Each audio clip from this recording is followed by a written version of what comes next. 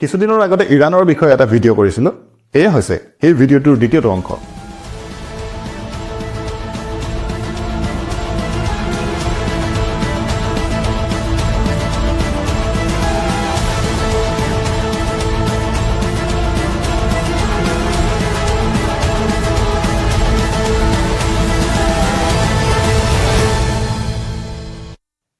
ইৰাণৰ ইতিহাসৰ আধুনিক ইৰাণৰ ইতিহাসৰ আটাইতকৈ ডাঙৰ ঘটনাটো ঘটে 1979 চনত সেই সময়ত ইৰাণত আছিল ৰাষ্ট্ৰযন্ত্ৰ আৰু তাৰ ৰজা আছিল মহম্মদ ৰেজা পাহলাবী মহম্মদ ৰেজা পাহলাবী এজন আধুনিক শিক্ষাৰে শিক্ষিত আধুনিক মনৰ মানুহ আছিল আৰু তেওঁ আছিল যথেষ্ট পৰিমাণে ধৰ্মীয় গোলামীৰ পৰা মুক্ত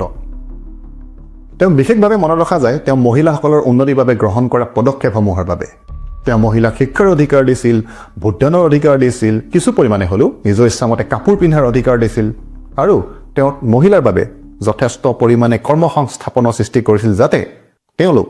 আৰ্থিকভাৱে স্বাৱলম্বী হ'ব পাৰে কিন্তু তেওঁৰ ক্ষেত্ৰত আটাইতকৈ ডাঙৰ সমস্যাটো হৈছে যে তেওঁৰ পশ্চিমীয়া দেশসমূহৰ প্ৰতি তেওঁ আছিল এক অগাধ আনুগত্য এক কথাত ক'বলৈ গ'লে তেওঁক আমেৰিকা আৰু গ্ৰেট ব্ৰিটেইনৰ হাতৰ পুতলা বুলি ক'ব পাৰি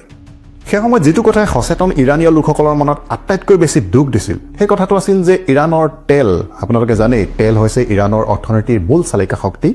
সেই ইৰাণৰ তেল খণ্ডটো সম্পূৰ্ণৰূপে আছিল এটা ব্ৰিটিছ কোম্পানীৰ হাতত যাৰ নাম আছিল এংলো ইৰাণিয়ান অইল কোম্পানী ইয়াত ইৰাণিয়ান শব্দটো আছে বাবে আপোনালোকে ইয়াক ইৰাণীয় কোম্পানী বুলি ভাবি নল'ব ই কোনোপধ্যে ইৰাণীয় কোম্পানী নহয় ই হৈছে এটা ব্ৰিটিছ কোম্পানী যেনেকৈ ইষ্ট ইণ্ডিয়া কোম্পানীটো কোনোপধ্যে ইণ্ডিয়ান কোম্পানী নহয় ভাৰতীয় কোম্পানী নহয় ঠিক তেনেকুৱা কথা এই এংলো ইৰাণিয়ান অইল কোম্পানীটোৱে ইৰাণৰ তৈলখণ্ডৰ প্ৰায় সম্পূৰ্ণ লাভাংশ 85-90% লাভাংশ গ্ৰেট ব্ৰিটেইনলৈ ইংলেণ্ডলৈ লৈ গুচি গৈছিল আৰু এইটো কথাই সচেতন ইৰাণীসকলৰ মনত দুখ আৰু ক্ষোভৰ জন্ম দিছিল যি কি নহওক এইখিনিতে ইৰাণীয় লোকসকলে খুব কৃতজ্ঞতাৰে মনত পেলাই এজন মানুহক তেওঁৰ নাম হৈছে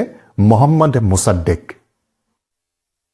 মহম্মদ মোছাদ্দেক আছিল গণতান্ত্ৰিকভাৱে নিৰ্বাচিত ইৰাণৰ প্ৰথমজন প্ৰধানমন্ত্ৰী আৰু তেওঁ কৰিলে এটা খুবেই দুঃসাহসিক কাম 1951 চনত তেওঁ ইৰাণৰ তেল উদ্যোগটোক ৰাষ্ট্ৰীয়কৰণ কৰিলে মানে এতিয়াৰ পৰা ইৰাণৰ তেলৰ ওপৰত সম্পূৰ্ণৰূপে ব্ৰিটিছ আধিপত্যৰ অন্ত পৰিল আৰু ইৰাণৰ তেল ইৰাণৰ মানুহৰ হাতলৈ আহিল কিন্তু লগে লগে তেওঁৰ বিৰুদ্ধে আৰম্ভ হ'ল ষড়যন্ত্ৰ কৰিলে কোনে আমেৰিকান CIA আৰু ব্ৰিটিছ MI6 এই দুটা চোৰাংচোৱা সংস্থাই মিলি তেওঁলোকে এই কামটোক এই অভিযানটোক নাম দিছিল অপাৰেশ্যন এজেক্টছ আৰু কোৱাৰ চাগে প্ৰয়োজন নাই যে এই অপাৰেশ্যনত সম্পূৰ্ণৰূপে সহযোগ কৰিলে আমাৰ ৰজা মহম্মদ ৰেজা পাহলাবীয়ে এই ব্ৰিটিছ আৰু আমেৰিকান চোৰাংচোৱা অফিচাৰসকলে ইৰাণত আহি লাখ লাখ ডলাৰ খৰচ কৰি মানে লাখ লাখ ডলাৰ ঘোচ দি সেনা বিষয়াসকলক নিজৰ হাতলৈ আনিলে পুলিচ বিষয়াসকলক নিজৰ হাতলৈ আনিলে ভাৰতীয় গুণ্ডা বাহিনী যোগাৰ কৰিলে ভাৰতীয় প্ৰতিবাদকাৰী যোগাৰ কৰি ৰাস্তাত প্ৰতিবাদ সাব্যস্ত কৰালে মোছাদ্দেকৰ বিৰুদ্ধে মুঠতে দেশখনত এক অৰাজক অৱস্থাৰ সৃষ্টি কৰিলে 1953 চনত অপাৰেশ্যন এজেক্স সফল হ'ল মহম্মদ মোছাদ্দেকক প্ৰধানমন্ত্ৰী পদৰ পৰা আঁতৰোৱা হ'ল তেওঁ গ্ৰেপ্তাৰ কৰা হ'ল আৰু তেওঁৰ ওপৰত বিচাৰ চলিল আৰু কেনেক আইৰনি যে দেশদ্ৰোহিতাৰ অপৰাধত অৱশেষত মহম্মদ মোছাদ্দেকক কাৰাগাৰলৈ প্ৰেৰণ কৰা হ'ল প্ৰথমতে জেইলত ৰখা হ'ল তেওঁক 3 বছৰ তাৰ পাছত তেওঁ গৃহবন্দী কৰি ৰখা হ'ল সুদীৰ্ঘ কালজুৰি অৱশেষত তেওঁ কেঞ্চাৰ ৰোগত আক্ৰান্ত হ'ল কৰ্কট ৰোগত তেওঁ চিকিৎসাৰ বাবে বাহিৰলৈ যাব বিচাৰিছিল বিদেশলৈ যাব বিচাৰিছিল তাৰ বাবে তেওঁক অনুমতি দিয়া নহ'ল আৰু অৱশেষত 1967 চনত মহম্মদ মোছাদ্দেকৰ একেবাৰে নিঃসংগ অৱস্থাত মৃত্যু হ'ল প্ৰতিদ্বন্দ্বী মহম্মদ মোছাদ্দেকক বাটৰ পৰা আঁতৰোৱাৰ পাছত মহম্মদ ৰেজা পাহলাবী হৈ উঠিল চূড়ান্ত স্বেচ্ছাচাৰী 1957 চনত তেওঁ গঠন কৰিলে এটা গোপন পুলিচ বাহিনী সাভাক নামেৰে আৰু এই বাহিনীটোৰ প্ৰধান কাম আছিল ৰজাৰ বিৰোধীসকলক বিচাৰি উলিওৱা তেওঁলোকৰ ওপৰত নিৰ্যাতন চলোৱা তেওঁলোকক নিপাত কৰা এতিয়া মহম্মদ ৰেজা পাহলাবীক বিৰোধ কৰা মানুহখিনি দুটা ভাগত বিভক্ত আছিল প্ৰথমটো ভাগত আছিল লিবাৰেলসকল আৰু বাওঁপন্থীসকল তেওঁলোকে বিচাৰিছিল ইৰাণ এখন গণতান্ত্ৰিক ৰাষ্ট্ৰ হওক সম্পদৰ সমবিতৰণ হওক ধনী আৰু দুখীয়াৰ মাজত পাৰ্থক্য কমক আনহাতে অন্যটো গোটত আছিল কট্টৰপন্থী ধৰ্মীয় নেতাসকল উলেমাসকল আৰু তেওঁলোকৰ ফলোৱাৰ তেওঁলোকৰ অনুগামীসকল এওঁলোকৰ প্ৰধান উদ্দেশ্য আছিল ইৰাণক এখন ইছলামিক ৰাষ্ট্ৰত পৰিণত কৰা আৰু দেশখনত শৰিয়া আইন ইছলামিক আইন প্ৰৱৰ্তন কৰা চাবলৈ গ'লে দুটা সম্পূৰ্ণ বিপৰীতমুখী গোট কিন্তু তেওঁলোকক একত্ৰিত কৰিছিল এটা বস্তুৱে সেইটো হৈছিল আমেৰিকাৰ প্ৰতি তেওঁলোকৰ থকা খং আমেৰিকা আৰু গ্ৰেট ব্ৰিটেইনৰ প্ৰতি তেওঁলোকৰ থকা খং এই খঙৰ প্ৰধান কাৰণ আছিল আমেৰিকা আৰু গ্ৰেট ব্ৰিটেইনে ইৰাণৰ অৰ্থনীতিত ইৰাণৰ ৰাজনীতিত চলোৱা আধিপত্য এইখিনিতে আমাৰ কাহিনীত প্ৰৱেশ কৰিব ইৰাণৰ ইতিহাসৰ এটা বিখ্যাত চৰিত্ৰই তেওঁৰ নাম চাগে আপোনালোক সকলোৱে শুনিছে আয়াতুল্লাহ ৰহুল্লাহ খমেইনি আয়াতুল্লাহ খমেইনি আছিল আমাৰ দ্বিতীয় গোটটো মানে কনজাৰভেটিভ ৰক্ষণশীল মানুহৰ যিটো গোট সেই গোটটোৰ নেতা ৰজাৰ সৈতে হোৱা সংঘাতৰ বাবে তেওঁ দীৰ্ঘদিন 1964 চনৰ পৰা 1979 চনলৈকে ইৰাণৰ পৰা বাহিৰত আছিল ইতিমধ্যে ৰজাৰ বিৰুদ্ধে মানুহৰ মনত থকা ক্ষোভ লাহে লাহে বৃদ্ধি পাবলৈ আৰম্ভ কৰিছিল ৰজা ইৰাণৰ আৰ্থিক উন্নতিৰ বাবে হোৱাইট ৰেভলিউশ্যন নামৰ এক উন্নয়নমূলক কাৰ্যসূচী গ্ৰহণ কৰিছিল কিন্তু সঠিক পৰিকল্পনাৰ অভাৱত এই সমস্ত আঁচনি তেওঁৰ কাৰ্যসূচী বিফল হ'ল এই আঁচনিবোৰে সাধাৰণ মানুহৰ উন্নতি কৰাৰ সলনি নগৰীয়া অঞ্চলৰ এমুঠিমান মানুহক ধনী কৰিলে যাৰ ফলত ধনী আৰু দুখীয়াৰ মাজত বৈষম্য অধিক বৃদ্ধি পালে তেনেকুৱাতে 1971 চনত পালাস্য সাম্ৰাজ্যৰ 25 বছৰীয়া জয়ন্তী উপলক্ষে ৰজাই আয়োজন কৰিলে এটা অতি ব্যয়বহুল অনুষ্ঠানৰ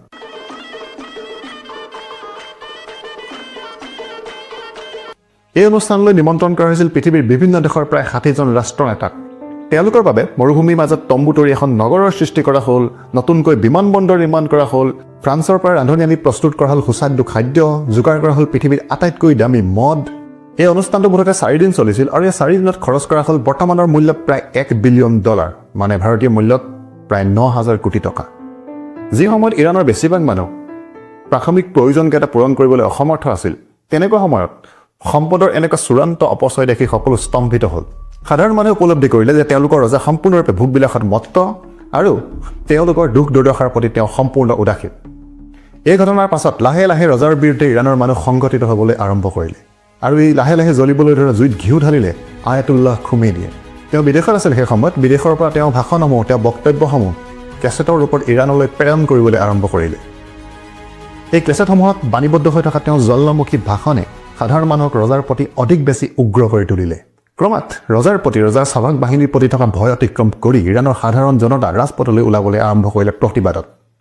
এনেকুৱা সময়তে কেইটামান বিশেষ ঘটনা ঘটিল যাৰ ফলত এই আন্দোলন এই প্ৰতিবাদ আৰু অধিক তীব্ৰ হৈ উঠিল প্ৰথমতে 1978 চনত আয়াতুল্লাহ খমেইনিৰ পুত্ৰ মুস্তাফা খমেইনিৰ এক ৰহস্যজনক পৰিস্থিতিত মৃত্যু হয় ইৰাণীয় জনতাই লগে লগে ইয়াৰ বাবে জগৰীয়া কৰিলে ৰজাৰ চালক বাহিনীক এই ঘটনাৰ ফলত আয়াতুল্লাহ খমেইনিৰ প্ৰতি নতুন নতুন মানুহৰ সহানুভূতি জাগি উঠিল আৰু এই ঘটনাটোৱে তেওঁৰ অনুগামীৰ সংখ্যা আৰু অধিক বৃদ্ধি কৰালে দ্বিতীয়তে ইৰাণৰ ৰেক্স নামৰ চিনেমা হল এটাত 1978 চনত জুই লগাই কোনোবা অজ্ঞাত আততায়ীয়ে প্ৰায় 400 লোকক হত্যা কৰে এই ঘটনা কোনে সংঘটিত কৰিলে আজিলৈকে জনা নগ'ল কিন্তু সাধাৰণ জনতাই প্ৰতিবাদী জনতাই লগে লগে সন্দেহ প্ৰকাশ কৰিলে যে ইয়াৰ আঁৰত ৰজাৰ হাত আছে এতিয়া জনতাৰ এই প্ৰতিবাদ দমন কৰিবৰ বাবে মহম্মদ ৰেজা পহলৱীয়ে গ্ৰহণ কৰিলে কঠোৰ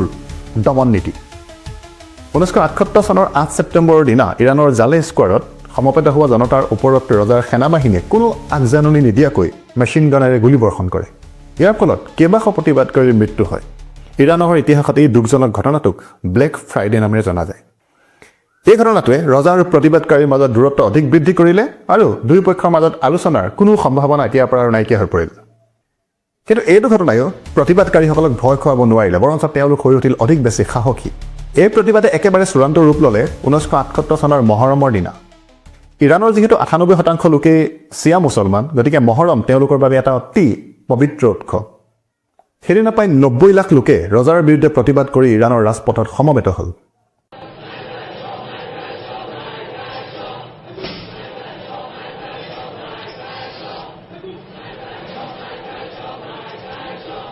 সেইদিনা আনকি ৰজা সেনাবাহিনীয়েও ৰজা আদেশ অমান্য কৰি প্ৰতিবাদকাৰীসকলৰ সৈতে হাত মিলালে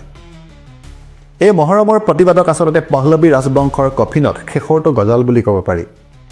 সেইদিনা ৰজাই ভালদৰে বুজি পালে যে এতিয়াৰ পৰা তেওঁৰ বাবে ইৰাণত শাসন কৰি থকাটো সম্ভৱ নহ'ব অৱশেষত 1979 চনৰ 16 জানুৱাৰীৰ দিনা মহম্মদ ৰেজা পহলৱীয়ে ইৰাণ এৰি ইজিপ্তলৈ পলায়ন কৰে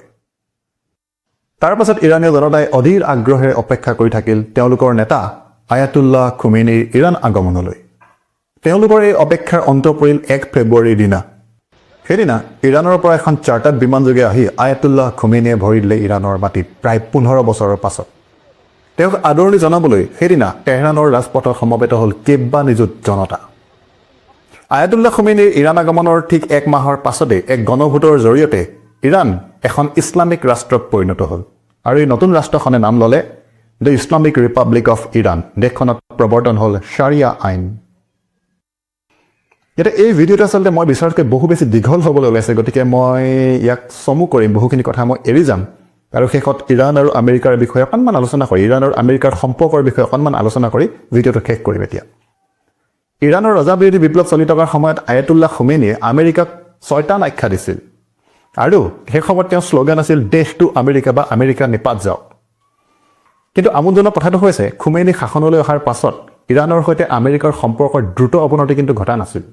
দুয়োখন দেশে এখনে আনখনৰ পৰা দূৰত্ব বজাই ৰাখিছিল, কিন্তু তেওঁলোকৰ সম্পৰ্ক একেবাৰে সম্পূৰ্ণ তিক্ততাপূৰ্ণ কিন্তু নাছিল।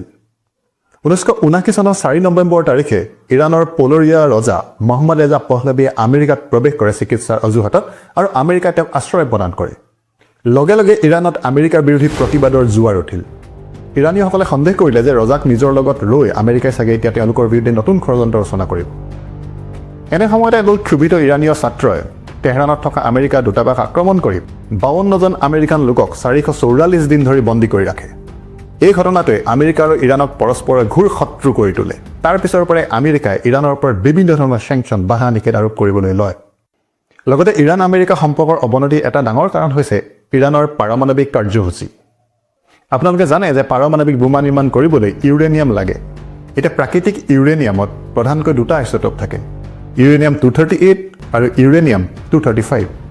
এতিয়া পাৰমাণৱিক বোমা বনাবৰ বাবে আমাক দৰকাৰ হয় ইউৰেনিয়াম 235ৰ, কিন্তু ইয়াৰ পৰিমাণ একেবাৰে কম, মাত্ৰ 0.7%। এতিয়া ইউৰেনিয়াম 235ৰ পৰিমাণ বৃদ্ধিৰ বাবে ইয়াক ইউৰেনিয়াম 238ৰ পৰা পৃথক কৰিবৰ বাবে গেছ চেণ্ট্ৰিফিউজ মেচিনত ইউৰেনিয়াম ভৰাই দুয়োটাকে জোৰেৰে ঘূৰোৱা হয়। এই কামটোক কোৱা হয় ইউৰেনিয়াম এনৰিচমেণ্ট বা অসমীয়াত আমি ক'ব পাৰোঁ ইউৰেনিয়াম সমৃদ্ধকৰণ। সাধাৰণতে শক্তি উৎপাদনৰ বাবে 2 পৰা 3% ইউৰেনিয়াম এনৰিচ কৰিলেই হয়। আনহাতে পাৰমাণৱিক বোমা বনাবৰ বাবে 90% এনৰিচ কৰা ইউৰেনিয়ামৰ প্ৰয়োজন। এতিয়া কোনো নতুন ৰাষ্ট্ৰই আচলতে বোমা বনাবৰ জোখেৰে যাতে ইউৰেনিয়াম এনৰিচ কৰিব নোৱাৰে সেইটো চকু ৰাখিবৰ বাবে এটা সংস্থা আছে, তাক কোৱা হয় IAEA। 2003 চনত IAEAৰ এটা পৰিদৰ্শনকাৰী দলে ইৰাণত জোখতকৈ অধিক এনৰিচ কৰা ইউৰেনিয়ামৰ সন্ধান পালে। লগে লগে সমগ্ৰ পৃথিৱীতে লাগিল হোৱা ধোৱা। এই খবৰটো ওলোৱাৰ লগে লগে আমেৰিকা আৰু ইজৰাইলে খুবেই ভয় খালে। তেতিয়াৰ পৰা আমেৰিকা আৰু ইজৰাইলে ইৰাণক পাৰমাণৱিক বোমা বনোৱাৰ পৰা বিৰত ৰাখিবলৈ বিভিন্ন নিষেধাজ্ঞা দেশখনৰ ওপৰত জাপি দি আহিছে, আনকি তেওঁলোকে বহুবাৰ ইৰাণক আক্ৰমণো কৰিছে।